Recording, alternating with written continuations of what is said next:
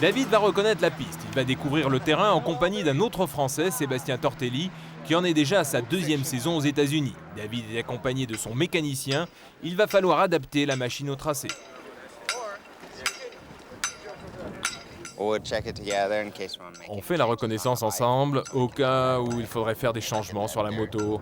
On regarde comment est la terre, le revêtement, pour le choix des pneus, si le circuit est rapide, pour les changements de vitesse, en fait pour tout. Et lorsqu'on se promène sur les bosses, ça a une toute autre dimension qu'à la télé. Impressionnant.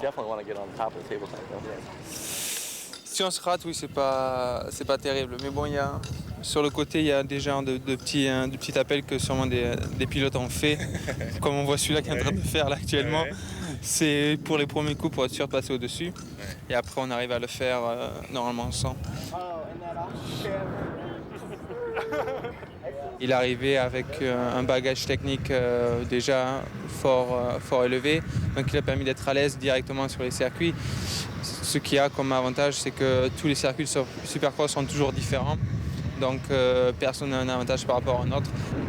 Mais si David focalise autant l'attention à Las Vegas, c'est qu'il a gagné les 2 premières courses d'un challenge spécial qui réunit 3 courses dans la saison, la Triple Crown. S'il gagne la 3e, qui se trouve être à Las Vegas, il repartira avec 500 000 $, la plus grosse prime jamais distribuée en motocross. Les autres pilotes américains sont comme des fous. À l'idée que ce soit un Français qui emporte ce pactole historique, tout le monde colle une pression énorme sur David. C'est vrai que tout le monde m'en parle parce qu'ici aux US, l'argent c'est vachement important et tout le monde en parle. Que je sois dans un restaurant, ils viennent me voir, ils me disent ce soir, big money, il faut mettre gaz. Et ça fait en fait depuis la deuxième épreuve de la Triple Crown que j'ai gagnée à Minneapolis, ça fait à peu près un mois. Et tout le monde me bassine tous les week-ends avec Las Vegas, mais bon, c'est bien, ça met un peu de piment pour la dernière épreuve. David doit être très tendu. Il va disputer une course à un demi-million de $. Et des gars comme moi, on a aussi un peu d'argent à prendre, donc il n'y aura pas de quartier. C'est du business. Beaucoup de pilotes veulent le battre pour la seule raison qu'il puisse être celui qui ramasse un demi-million de $. Les sommes en jeu sont de plus en plus importantes. Tout au long de la saison, un pilote comme McGrath dépasse les 3 millions de $ en gains et salaire. Attention, entre une place de vainqueur et une 2e place, c'est souvent le gouffre. Une victoire chez Yamaha US, c'est 50 000 $ grosso modo. Et une 2e place, c'est 5 000 $. Donc ça vous donne, c'est ça, 5 000 $, c'est de 1 à 10. Donc c'est quand même considérable. Je veux dire, ce qu'il faut pas perdre de vue, c'est qu'aux États-Unis, tu es bien payé si tu gagnes.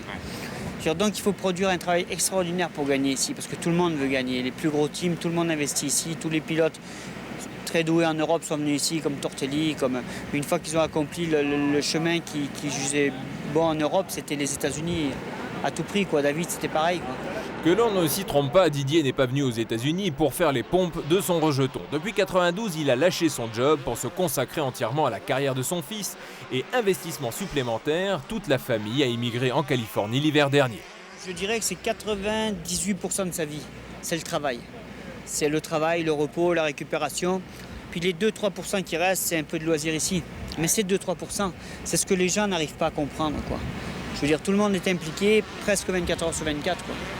Et plus il avance dans la saison, plus Didier est conforté dans son choix d'avoir accompagné David et de l'avoir préservé des mirages de la vie californienne, même si parfois ça gueule fort. La Californie, c'est une région où on s'amuse beaucoup, quoi. Il y a beaucoup de possibilité d'être hors sujet très rapidement, quoi. Ça veut dire quoi hors sujet? Ça veut dire vivre un peu fun, quoi. Ouais.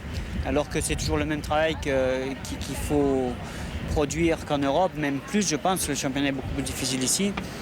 Donc on lui garde les pieds sur terre, je pense que c'est pas mal, quoi.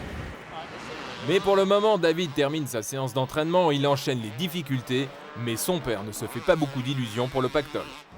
Les pilotes américains accordent une importance beaucoup plus importante que nous à l'argent ou au dollar. Donc leur but à eux, c'est qu'ils ne les gagnent pas, en fait. Ça veut dire quoi, qu'ils ne les gagnent pas? C'est-à-dire qu'ils ne gagnent pas cette course, quoi. Ils vont tout faire. Ils vont jouer contre lui, quoi, en fait.